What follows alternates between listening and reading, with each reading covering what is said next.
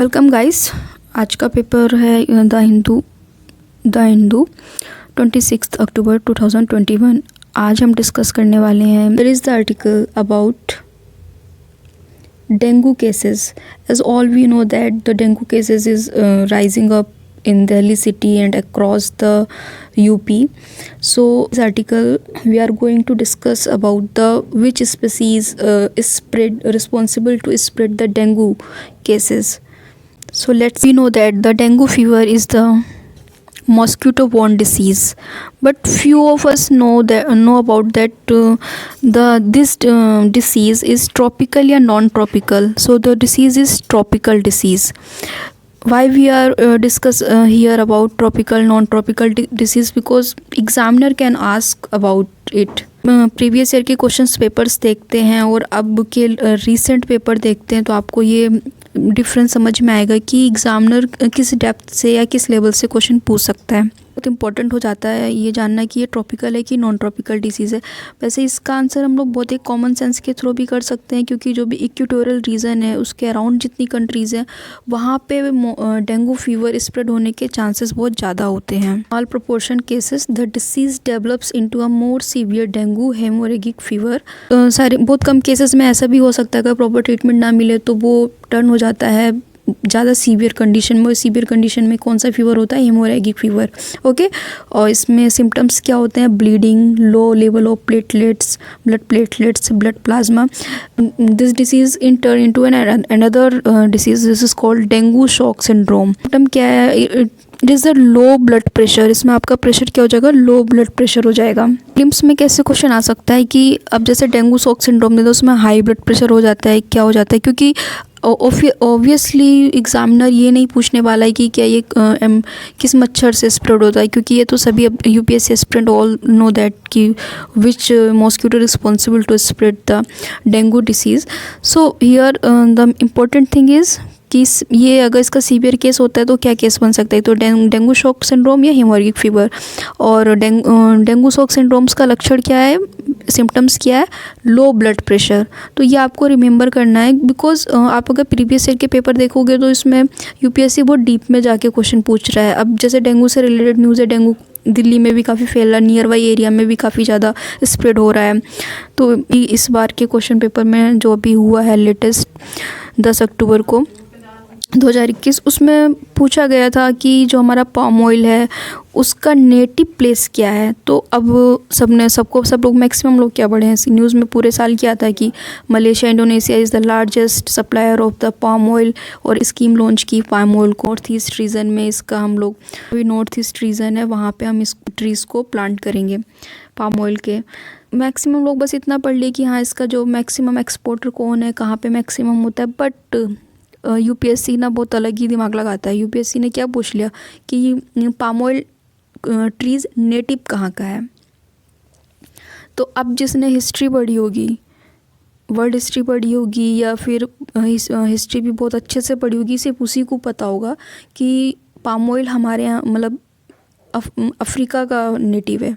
ठीक है, अदरवाइज़ लोगों ने क्या लगाया होगा, मतलब स्टूडेंट्स ने क्या लगाया होगा, इंडोनेशिया या मतलब साउथ ईस्ट एशिया या मलेशिया में ही कोई नेटिव प्लेस लगा दो, क्योंकि वहीं सबसे ज़्यादा हो रहा है, बट वहाँ नहीं होता है। तो इसीलिए मैंने यहाँ पे जानकारी दी आप लोगों को कि क्या क्वेश्चन एग्जामिनर पूछ सकता है। मॉस्किटोज़ और इसको कैसे, इसका डायग्नोस्टिक मेथड क्या होता है? एंटीबॉडीज़ के थ्रू टू द वायरस या it's RNA। RNA is ribo nucleic acid. Next prevention. तो इसके प्रिवेंशन के लिए एक डेंगू फीवर वैक्सीन होती है। जो ये एक्सपोजर है डेंगू उसका, उसको क्या करें? डिक्रीज़ कर दें। As of 2021 one version is commercially available known as CYD-TDV। जो वैक्सीन बनी है डेंगू की, तो उसको किस नाम से अवेलेबल है? डेंगा वैक्सिया। ओके, बट इसके कुछ कंस्ट्रेंट हैं। कंस्ट्रेंट देख लेते हैं। ये सिर्फ उन लोगों को लगाई जाएगी those who have previously had dengue fever, जिनको पहले हो चुका है।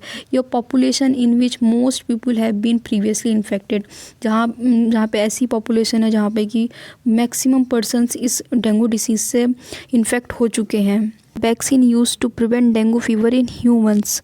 इसका डेवलपमेंट कब से चल रहा था? Its development begins in 1920s, but still ये मार्केट में अभी रिसेंटली 2021 में आई है, और वो भी बहुत सारे रेस्ट्रिक्शन के साथ. Let's see what is the these restrictions.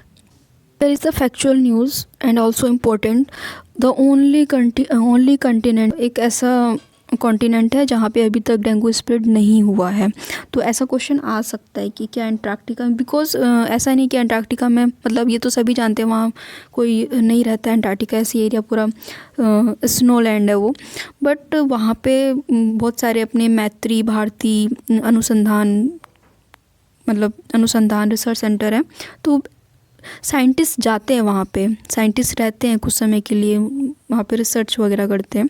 तो उनके थ्रू वहाँ पे ये चीज़ स्प्रेड हो सकती है. अंटार्कटिका अभी तक ऐसा कॉन्टिनेंट बना हुआ है जहाँ पे कि डेंगू का कोई केस नहीं मिला है. कि आउटब्रेक के बारे में जान लेते हैं कि ये फर्स्ट टाइम कहाँ पे आउटब्रेक हुआ था. ये first epidemically described in the 1635 in West Indies. जिसका आउटब्रेक हमको देखने मिलता है अपनी हिस्ट्री में, वो हमें 1635 में वेस्ट इंडीज़ में देखने को मिलता है. After that the cases is confirmed and outbreak of dengue fever occurred almost simultaneously like in Asia, North America and Africa. 1635 से हम इसे ट्रेसेस कर सकते हैं. किस कॉन्टिनेंट में उस टाइम पे ये मतलब जैसे इस टाइम पे कोरोना वायरस है वो एक एपिडेमिक बन गया है. तो उस टाइम पे कहाँ पे साइमल्टेनियसली एक एपिडेमिक डिसीज़ का इसने फॉर्म ले लिया था. तो दीज आर द, यहाँ पे आपको याद रखना है ये कि Asia, North America and Africa में. Is all about the dengue. चलते हैं नेक्स्ट टॉपिक पे, that is Palk strait. We are going to discuss about Palk strait. Let's discuss.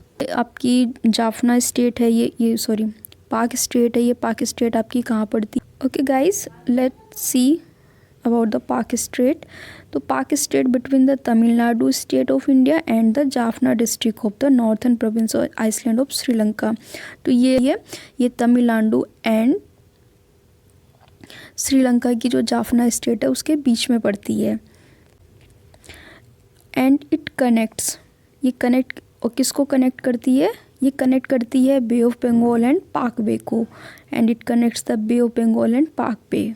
Major river Vaigai river of Tamil Nadu. Tamil Nadu की वैगई रिवर है, state में flow होती है, तमिलनाडु में फ्लो होके आती है. और कहाँ वैगई रिवर और किस कौन सी स्टेट में ये मतलब फ्लो इनटू हो जाती है? पाक स्टेट में. और पाक स्टेट का नाम क्यों इसका पाक स्टेट पड़ा है? Because of the governor of Madras 1755 to 1763 during the company Raj. Here is the governor whose name is Robert Palk. Okay, this is the map of India and Sri Lanka और the red point. And here you can see this is the Palk strait. अब हम इसे थोड़ा सा zoom करके देखेंगे. Here we can see the Pak Strait. Tamil Nadu की state हो गई, ये श्रीलंका का जाफना आइसलैंड हो गया. ठीक है, तो ये जो लाइन आप देख रहे हैं बीच में, ये जो वाटर बॉडी के बीच में ये जो वाटर बॉडी है, सॉरी ये जो वाटर बॉडी देख रहे हैं यही पाक स्ट्रेट है. आप देख रहे हैं ये आदम ब्रिज, जिसको राम सेतु भी कहते हैं, ये आदम ब्रिज है. शुरम है, ये पम्बन द्वीप है. जो आदम ब्रिज है separate the Palk bay from the gulf of Mannar. जो मन्नार की गल्फ है उसको पाक बे से सेपरेट करता है आदम ब्रिज. ये आपको ध्यान रखना है. In this diagram you can see the clearly this is the Adam bridge and this is the Rameswaram, this is the Pamban द्वीप, this is the Mannar island. इसकी लोकेशन क्या है? Laccadive sea, bay of Bengal.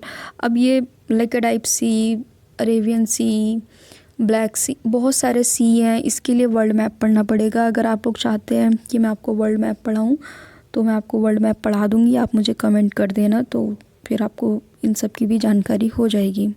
थोड़ा ज्योग्राफी देख लेते हैं पाक बे की. ये कहाँ पे सिचुएटेड है? Southern end with a chain of low island of reef shoals that are collectively name as Adam bridge. जैसे कि मैंने आपको प्रीवियस स्लाइड्स में दिखाया आदम ब्रिज.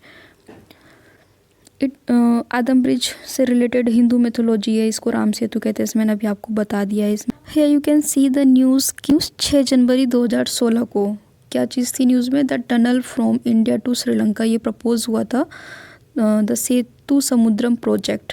कनेक्ट करना था हम लोग को श्रीलंका से अपना जो है इंडिया, बट ये एक एनवायरमेंटल इशू हो गया है क्योंकि यहाँ पे थोड़ा सा आदम ब्रिज आ रहा है, आदम ब्रिज का बात हो रही है और इसमें हम लोग का एक धार्मिक इशू बन जाता है। इस वजह से ये जो प्रपोज्ड प्रोजेक्ट है ये प्रपोज्ड स्टेट में ही है, अभी इसमें कुछ आगे नहीं हुआ है। तो बस इतना था, तो मैंने ये आपको बताया। ये जैसे कि ये कंस्ट्रक्शन है अंडर सी वेड रेल बनाने का था प्रपोजल, जो इंडिया और श्रीलंका को कनेक्ट करता below the Palk state, propose state में है। गाइस आप चैनल को सब्सक्राइब करिए, जब तक आप चैनल सब्सक्राइब नहीं करेंगे मैं complete videos, full length videos नहीं बना पाऊँगी। फुल लेंथ मींस कि द हिंदू का जो न्यूज़पेपर है उसमें और भी बहुत सारे आर्टिकल्स होते हैं जो इंपॉर्टेंट होते हैं प्रीलिम्स के लिए। तो ये डेमो वीडियोस हैं। अगर आपको ये वीडियोस अच्छी लग रही हैं, आपको मेरा न्यूज़ देने का तरीका अच्छा लग रहा है कि मैं आपको डीप में पर्टिकुलर जो भी न्यूज़ आई है द हिंदू में वो आर्टिकल उठा के और उसमें जो पॉइंट है वो उस पॉइंट से क्या क्या न्यूज़, क्या क्या क्वेश्चन बन सकते हैं, वो सारी डिटेल्स लेके मैं ये वीडियो बनाती हूँ। तो अगर आपको लगता है कि आपके यूज़फुल है और अगर आपको लगता है कि आपके लिए हेल्पफुल है तो आप मेरे चैनल को ज़रूर सब्सक्राइब करिए, क्योंकि आप जब तक सब्सक्राइब नहीं करेंगे, मेरे सब्सक्राइबर्स नहीं होंगे तो मैं फिर आगे नहीं बढ़ पाऊँगी, मतलब मैं फुल लेंथ नहीं बना पाऊँगी वीडियो पूरे द हिंदू न्यूज़पेपर की विद एडिटोरियल, बिकॉज ऐसा लगेगा कि मैं अपने लिए ही बना रही हूँ। मैं खुद बना के वीडियो डाल रही हूँ, सब्सक्राइबर्स नहीं होंगे तो फिर उसका फिर कोई मतलब नहीं होता है। तो अगर आपको वीडियो अच्छी लग रही तो आप ज़रूर सब्सक्राइब करिए। इससे क्या होगा कि मुझे लगेगा कि हाँ सब्सक्राइबर इंक्रीज़ हो रहा है, इट मीन्स कि सब्सक्राइबर इंटरेस्ट ले रहे हैं मेरी वीडियो में, तो मैं फुल लेंथ वीडियो बनाऊँगी। तो बस अभी इतना ही, और अगर आपको वीडियो अच्छी लगी हो तो आप बिना सब्सक्राइब किए मत जाइएगा और वीडियो को लाइक ज़रूर करिएगा। और अगर आपको कुछ कमी लग रही है कि ये ऐसे नहीं ऐसे होनी चाहिए, उसके लिए आप कमेंट भी कर सकते हो। Thanks for watching.